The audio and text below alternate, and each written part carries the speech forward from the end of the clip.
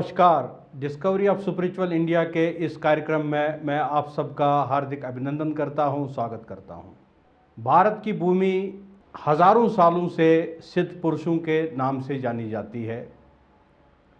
इस भूमि पे अनेकों अनेकों संतों ने जन्म लिया, इस भूमि को पवित्र किया और अपने सिद्ध शक्तियों के आधार से पूरे विश्व को उन्होंने मार्गदर्शन दिखाया। हम बात करें रामकृष्ण श्री परमहंस जी की, आदिगुरु शंकराचार्य की, देवराह बाबा की या अनेकों अनेकों ऐसे संत महापुरुषों की जिन्होंने इस भारत की पावन और महान धरती पर जन्म लिया। हमारी टीम नैनीताल और आसपास के इन पहाड़ियों में एक खोज कर रही है। हम खोज कर रहे हैं आध्यात्मिकता की, हम खोज कर रहे हैं उन सिद्ध महापुरुषों की जिन्होंने इन जंगलों में तपस्या की और मानव कल्याण के लिए उन्होंने आशीर्वाद दिया और मार्गदर्शन दिखाया। इन्हीं महापुरुषों में से एक महान संत, एक महान विभूति, एक सिद्ध संत जिन्होंने इन जंगलों में तपस्या की, उनका नाम पड़ा बाबा नीम करोली जी। भारत में तो उनको नीम करोली बाबा के नाम से जाना जाता था, लेकिन उनके जो फॉरेन के फॉलोअर्स थे, जिनमें से हार्वर्ड यूनिवर्सिटी के बहुत महान प्रोफेसर रामदास जी, कृष्णदास जी जो बहुत बड़े म्यूजिशियन रहे, और भी बहुत अनेकों फॉरेनर्स जिन्होंने उनके शरण में ज्ञान प्राप्त किया, सिद्धियाँ प्राप्त की और उनका आशीर्वाद भी प्राप्त किया। फॉरेन कंट्री में बाबा का नाम नीम करोली बाबा के नाम से जाना गया। बाबा के अनेकों आश्रम हैं और आज हम एक ऐसे आश्रम में आए हैं जो आश्रम कैची धाम के नाम से प्रसिद्ध है।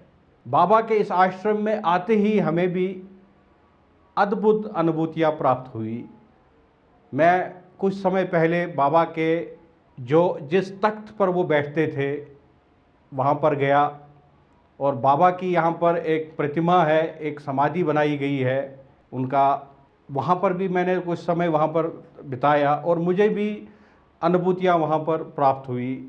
कैसी अनुभूति? शांति की।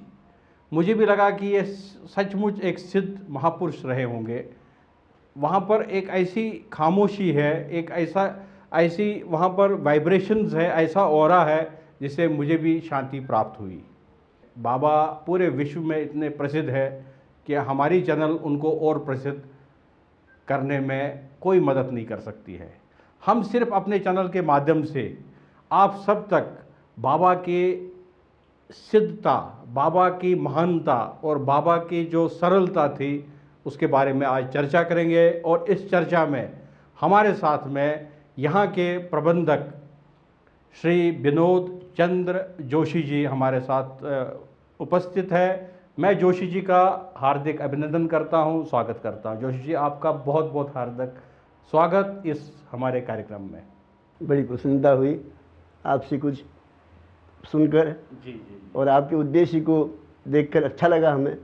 तो इसीलिए यद्यपि यहाँ पे हम बहुत ज़्यादा वो करते नहीं हैं, लेकिन फिर भी आज आपकी चलो भावना को सम्मान देते हुए बाबा जी महाराज की इच्छा होगी कि दो शब्द, यद्यपि हम इतने बोलने लायक नहीं हैं, उनके बारे में कुछ भी नहीं कह सकते हैं, फिर भी अच्छा लगा कि आज देखें अगर कुछ भी उनकी कृपा हो जाए। मैंने बोर्ड तो पढ़े, हर तरफ लिखा है कि यहाँ पर फोटोग्राफी नहीं हो सकती है, यहाँ पर कैमरा अंदर अलाउड नहीं है, मोबाइल भी अलाउड नहीं है।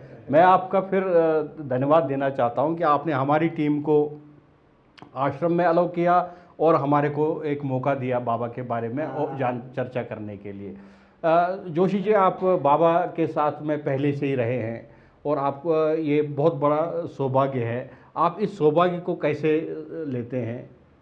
जिस समय बाबा जी से हमारा प्रथम बार वो मिलन हुआ तो बहुत पहले की, मैं भी छोटा छोटा ही था, तो सन 65 की बात होगी इस समय।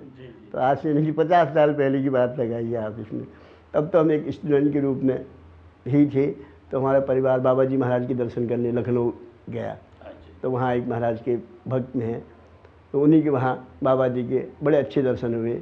और एक अपना स्पिरिचुअल क्या कि बस ये लगा कि जैसे ये हमारे लिए एक बहुत महान गेम वो है, एम है हमारे लिए कि हमको मिल गई है वाली बात। तब से ये रहा, धीरे धीरे लगाव रहा, क्योंकि हाई स्कूल के स्टूडेंट थे तो ये रहता ही था कि एक चार्म की चलो अच्छे नंबर से पास होंगे, ये होगा वो होगा। तो बाबा जी की हमारा एक छवि हमको हमारी ताई जी थी, उन्होंने हमको एक छवि दे दी बाबा जी की, छवि मतलब फ़ोटो, जिसमें बाबा जी इसमें बैठे हुए थे, उनके चरण ऐसे करके आ गए। हम बस उसी की उपासना में अपना अब आए तो अपना फिर उसको जब भी कभी वो एग्ज़ाम से पहले वो क्वेश्चन आंसर पूछ लेते थे बाबा जी कौन कौन से। तो अमूमन ये होता था कि उनमें से मोर देन 80% प्रश्न आ ही जाते थे। अच्छा, जो वो पूछते थे जो हम पूछते थे, मतलब पूछने का मतलब खोला बस उसको टिक करा, खोला टिक किया, खोला टिक किया। एक बार तो बिल्कुल एक पूरा 10 नंबर का क्वेश्चन बिल्कुल ड्रीम में ही आ गया, सपने में पूरा एक जैसे उसका हिबिस्कस का था, पूरा उसका सेक्शन पूरा मैं समझ रहा हूँ वो दिखा रहे यूँ यूँ करी, और पूरा 10 नंबर का था, खाली नाम लिखना था उसमें क्या है कि बताना था। तो एक वो था अपना भी स्वतः स्वतः उन्होंने ही वो करा। फिर उसके बाद फिर मुझे यहाँ इंटर के बाद डिग्री कॉलेज में आना था तो नैनीताल आना पड़ा। जी जी जी। तो तब पैसा तो कई बार क्रम चलता रहा, बनता रहा, आते रहे यहाँ पे बाबा जी, कभी यहाँ मिलते थे। बाबा जी का अन्य स्थान भी यहाँ नज़दीक पर ही जी। तो एक तो हनुमानगढ़ी है, हनुमानगढ़ तो खास नैनीताल में है। उसके बाद भूमियाधार और भी एक छोटा स्थान है, वहाँ हनुमान जी का मंदिर है। तो अक्सर बाबा जी जहाँ भी बनाए हनुमान मंदिर तो अवश्य है वहाँ पर बनाए, जहाँ भी बना है पहली बार। जैसे हनुमानगढ़ी नैनीताल की बात लें तो वहाँ भी समझो वहाँ क्या हुआ था भाई साहब, बाबा जी महाराज हम तब तो हम नहीं जानते हैं, उससे भी पुराना इतिहास है ये। तो सन 38-40 के बीच में बाबा जी नैनीताल की पहाड़ियों में देखी गई। जी जी जी। उस स्थान पर जहाँ पे हनुमानगढ़ी की बात आ रही है, गढ़ी नाम तब पड़ा जब बाबा जी ने दिया उसको नाम। वहाँ पे एक कोई पूर्व हिस्ट्री में पूर्व बता दें कि एक महात्मा आए, उन्होंने एक ऐसे पहले क्या होता था, एक शिलाखंड ले लिया, ऐसे स्थापित कर दिया एक वहाँ पे कहीं पे गुफा के पास जी। एक ऐसे छोटी छोटी वो जैसा वो था, आला जैसा था, वहाँ पे रख दिया। अब अंजनी का लाल आएगा, वही यहाँ स्थापित करेगा। अंजनी का लाल कौन हुआ? अंजनी का लाल बजरंगबली। अंजनी का लाल बजरंगबली। तो महाराज को साक्षात अवतारी रूप में बाबा हनुमान जी महाराज का ही अवतार भी माना जाता है। कई लोगों ने ऐसे ऐसे घटनाक्रम देखे हैं जिनसे अब वो जब बाबा वहाँ पहली बार पहुँचे तो उसमें तो आप तो आज सड़क का माध्यम है, सब कुछ है, उसमें तो बिल्कुल घास पकड़ पकड़ के ऊपर चढ़े हैं। अच्छा, उसमें बाबा स्वयं बाबा जी भी ऐसी घास पकड़ पकड़ के ऊपर चढ़े थे, क्योंकि उसको रास्ता तो था ही नहीं। अच्छा, तो वहाँ जाके फिर तब उनके साथ एक आध शिष्य कुछ और लोग भी थे, उनके मध्य में उन्होंने कहा यहाँ हनुमान जी का गढ़ बनेगा। उसी समय पहले प्रेडिक्शन मतलब उसी समय हो जाता था महाराज का। तो तब देखिए आज हम उसकी रूपरेखा देख रहे हैं। आप भी पैदल चलते थे बाबा से मिलने के लिए? हाँ, लेकिन मैं उतने पहले की नहीं बता रहा हूँ, मैं आपको बहुत पुराना इतिहास बता रहा हूँ कि कैसे जब कुमाऊँ के उत्तराखंडी हिस्से में आए बाबा हमारा, हनुमान नैनीताल हिस्से में आए, तब यहाँ से भी काफ़ी वो रहा। जब सबसे पहले आए हनुमानगढ़ी जगह है। जी जी।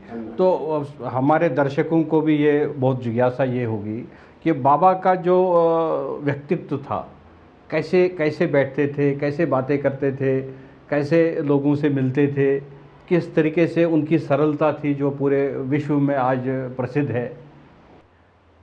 सबसे बात ज़्यादा तो बाबा जी का बहुत बालवत स्वभाव था। बालवत यानी कि जैसे बच्चों का जैसा स्वभाव। कई बार तो हम देखते थे, मैं बता रहा हूँ, जैसे अगर मान लिया उनको कहीं भी बैठने के भी स्थान होता था ना, तो उसमें भी वो चारों कोने में चारों तरफ घूम जाते थे, इतनी जल्दी। मतलब ऐसा नहीं था कि जैसे बानरी स्वभाव के साथ जल्दी जल्दी जल्दी, और बोलने में भी बड़ा।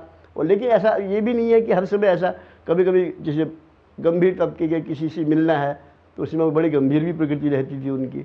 बच्चों से मिलना है तो बच्चों से हिलन मिलन, ऐसे कभी किसी को चोटी दे देंगे, किसी को वो कर देंगे, क्या पेट में गुदगुदी दे देंगे, सिर में ये कर देंगे, चलो, क्योंकि उनका स्वभाव है, बालवत स्वभाव है। तो इसलिए वो बच्चे भी उनके साथ हिल मिल जाते थे। कोई उनको अपना दादा कहे, कोई परदादा कहे, कोई पिता कहे, तो इस तरह से उन्हीं से बहुत घुल मिल जाते थे। मैंने कहीं पढ़ा है कि बाबा को हंसी मजाक बड़ा पसंद था। हंसी जरूर पसंद, मतलब दुखीपन बिल्कुल पसंद नहीं था। यानी कि कई बार तो हम यहाँ भी देखते हैं, आश्रम में भी पहले आते थे लोग बड़ा चिंताओं से घिरे हुए, दिमाग में टेंशन है, और वहाँ लेकिन बाबा महाराज के दर्शन करके जब लौटते थे फिर उनका चेहरा देखो, उनका चेहरा दूसरा ही आनंदित रहता था, खूब प्रसन्न, और ऐसा लगता था कि उनको अब हमने सब कुछ पा लिया। लेन देन किसी प्रकार का नहीं है, लेकिन वो अंदर अंदर ही उनकी ऐसी प्यूरिफाई मन की करते शांति थे। उनको वो जो प्राप्त प्रश्न होती वो थी। पूछना चाह रहा है, बाबा उसको समझो कि समाधान स्वतः ही कर देते थे, पूछने की जरूरत ही नहीं पड़ती थी। कई बार तो ऐसा भी हुआ है कि आया कोई, यहाँ तो ज़्यादा क्योंकि टूरिस्ट प्लेस के नज़दीक है कैंची स्थान, तो कई वैसे भी आ जाते थे।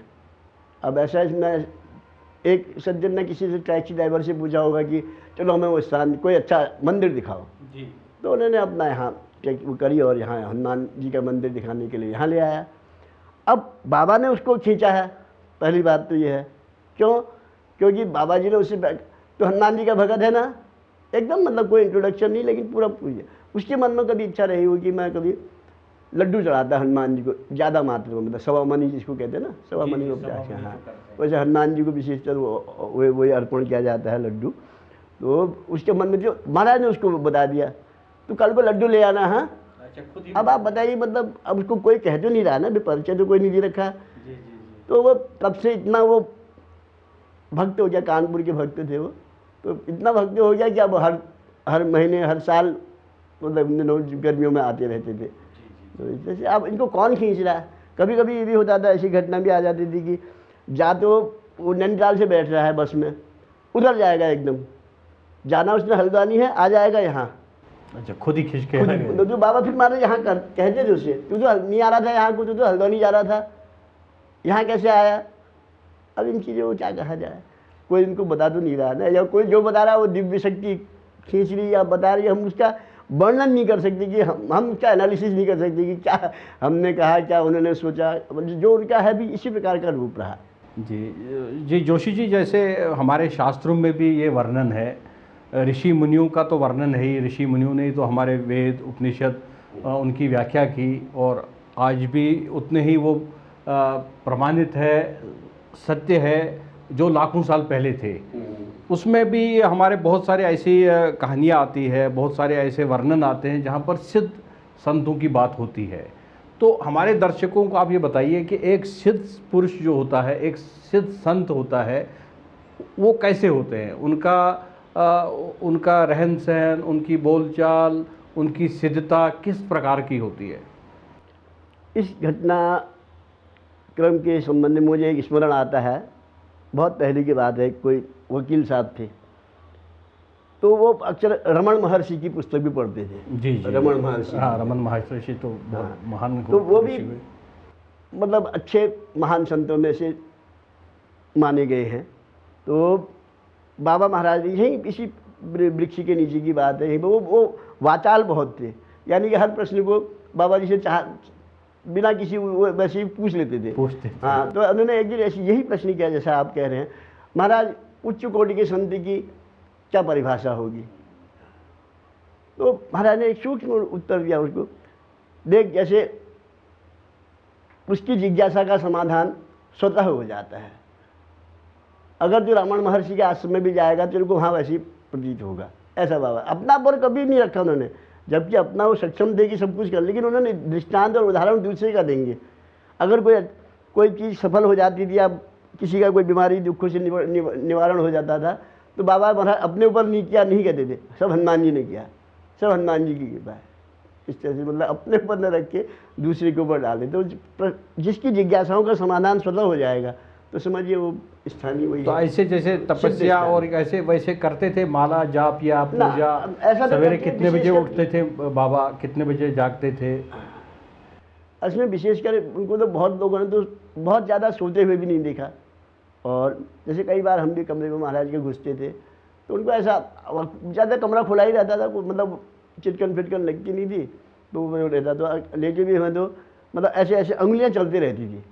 कभी कभी तो मतलब श्वास जैसे नहीं कहते, राम राम राम राम, इस तरह की बहुत लोगों ने इसको स्पष्ट रूप से सुना है। बहुत लोगों ने कुछ भी नहीं होगा तो अंगुली यूँ बाबा महाराज करते रहते थे, अपना किसी के सामने से दिखाने के उद्देश्य से नहीं, परंतु उनका एक चलता था और हमेशा ऑटोमेटिक स्वतः होता था वो। हाँ, स्वतः उनका एक वो तार जैसा चला रहता था। अब क्योंकि हम तो सोचते थे कि जो हनुमान जी के अवतार है, तो हनुमान जी के लिए तो राम उनका इष्ट है, तो एक राम तो नाम लेते ही होंगे घर में बाबा जी महाराज। ये राम की घटना के सामने में बताता हूँ आपको। एक सज्जन कोई मेरे सामने की बात है कि जा रहे थे, इधर को आ रहे थे बाबा महाराज, यहाँ यहाँ से कुछ आश्रम से 1 किलोमीटर आगे उधर बैठे हुए थे। तो वो सज्जन ने देखा कि आज भीड़ लग रही है, बाबा जी यहीं पे होंगे। वो आगे, फिर महाराज ने पूछा, हम बाबा जी भी कहेंगे महाराज जी भी कहेंगे, दोनों शब्द उनके लिए उपयुक्त होते हैं। महाराज जी के नाम से वो ज़्यादा प्रसिद्ध हुए। महाराज जी यहाँ पे ज़्यादा प्रसिद्ध हुए जी। तो बाबा महाराज, तो उसने देखा बाबा महाराज भीड़ लग रही, तो अपना भी उधर गया। उसने कहा मैं जहाँ जा रहा हूँ वो तो यहीं बैठे हैं। तो उसने कहा क्यों जा रहा तू? उसने कहा महाराज एक काम है।